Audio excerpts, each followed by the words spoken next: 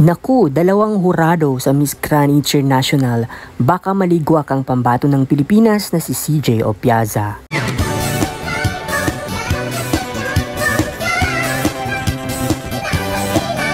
Mag-subscribe ka na!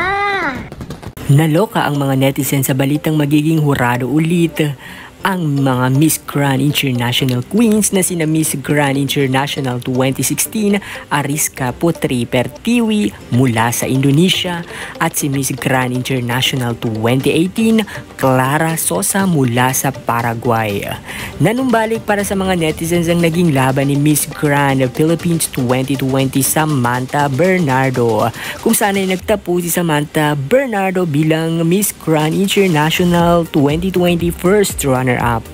Matatandaan na hindi naging maganda ang relasyon ng dalawang Miss Grand Queens na ito sa mga Pinoy pageant fans.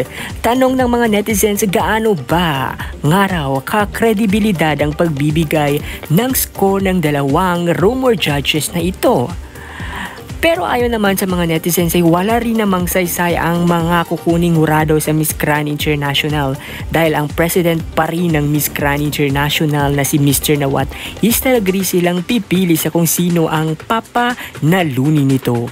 Dagdag pa nito ay display lamang ang mga judges kaya wag daw mabahala at matakot kung sila man ang ilan sa kukuning hurado.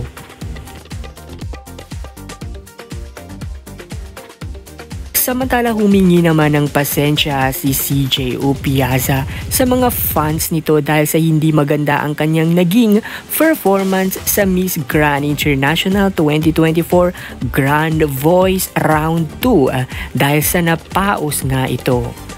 Pasensya na po kayo, patawarin niyo ako. Yan ang pagbabahagi ni CJ Opiaza sa kanyang social media. Samantala narito naman ang komento ng mga ilang netizens patungkol sa dalawang rumored judges na sina Miss Grand International 2016 Ariska Putri Pertiwi at Miss Grand International 2018 Clara Sosa.